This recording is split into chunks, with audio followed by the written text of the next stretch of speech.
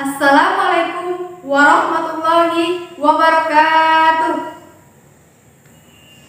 Baiklah, kali ini saya akan menyampaikan sebuah kisah tentang Nabi Ibrahim alaihissalam dengan judul Penghancur Berhala dan Penentang Raja Namrud. Nabi Ibrahim alaihissalam merupakan nabi ke-6 yang wajib untuk umat Islam ketahui. Beliau merupakan keturunan dari seorang ayah yang berprofesi membuat berhala pada masa pemerintah Raja Namrud yang dikenal bengis dan kejam. Nabi Ibrahim alaihissalam lahir di sebuah kota yang bernama Padang Aram yang berada di wilayah kerajaan Babylon. Sejak kecil, Nabi Ibrahim tinggal di dalam gua hingga menginjak remaja sehingga tidak mengenal dunia luar. Dilansir dari buku berjudul 25 Kisah Nabi dan Rasul, karya M.B. Rancaa, dikisahkan suatu hari Nabi Ibrahim nekat melakukan perjalanan ke luar gua. Ia melakukan ini untuk dapat melihat dunia luar karena sejak kecil Nabi Ibrahim hanya melihat bongkahan batu dan tanah di dalam gua. Namun, apa yang terjadi? Setelah berhasil keluar dari gua, yang dilihatnya adalah orang-orang menyembah patung berhala dan membuatnya heran. Patung-patung tidak dapat bicara, kenapa disembah? Dan itulah pertanyaan yang selalu muncul di benaknya. Ibrahim memiliki pemikiran yang demikian karena sejak kecil Allah Subhanahu wa Ta'ala telah memberikan hidayah berupa pikiran yang cerdas pada Nabi Ibrahim. Allah Subhanahu wa Ta'ala akhirnya mengangkat Ibrahim menjadi nabi dan rasul yang wajib untuk umat Islam ketahui. Setelah menjadi nabi dan rasul, pertama kali Nabi Ibrahim mengajak ayahnya untuk meninggalkan penyembah berhala.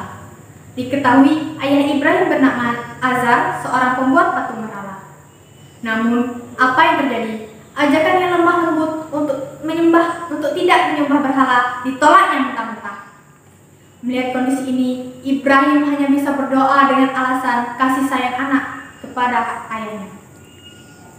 Suatu hari, di saat Raja Namrud dan rakyat sedang berpesta dengan berburu ke hutan, rumah berhala kosong. Maka Ibrahim masuk membawa kapak dan menghancurkan berhala-berhala.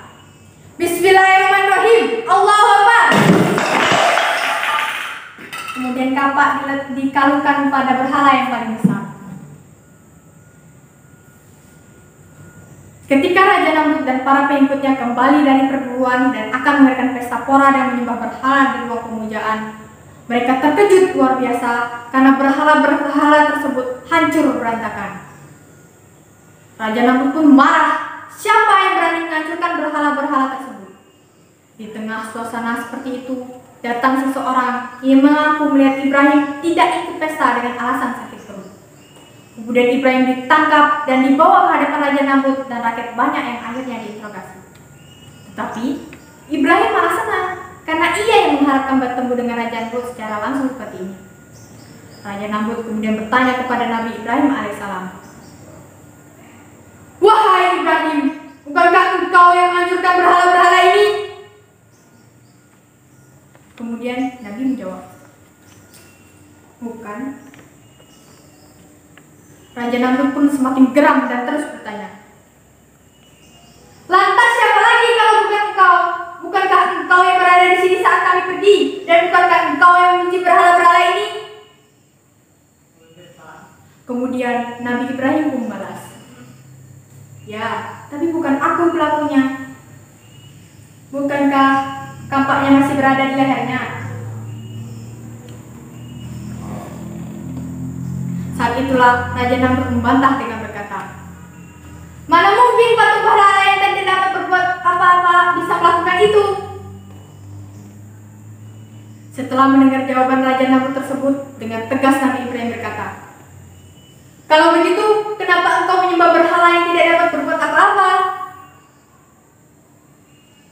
Jawaban yang dilontarkan oleh Nabi Ibrahim alaihissalam tersebut tak ayal membuat Raja Namrud dan para pasukannya menjadi berpikir kembali tentang berhala-berhala tersebut yang mungkin tidak sepatutnya untuk mereka sembah. Namun, kekufuran membuat mereka semakin marah.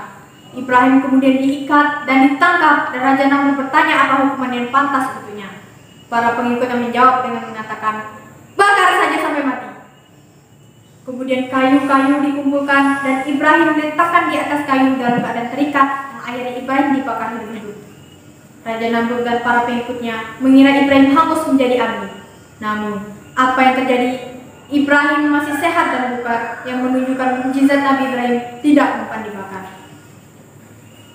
Pada saat itulah Allah Subhanahu wa taala menurunkan mukjizat kepada Nabi Ibrahim, yaitu tidak mempan dibakar oleh api sedikit pun. Penjelasannya berada dalam surah Al-Anbiya ayat 59 sampai ayat 69. Semoga kita dapat mengambil hikmah dari kisah tersebut. Demikian penggalan kisah Nabi Ibrahim alaihissalam yang dapat saya sampaikan. Kurang lebihnya saya mohon maaf. Saya akhiri, wabillahi taufiq wal hidayah. Wassalamualaikum warahmatullahi wabarakatuh.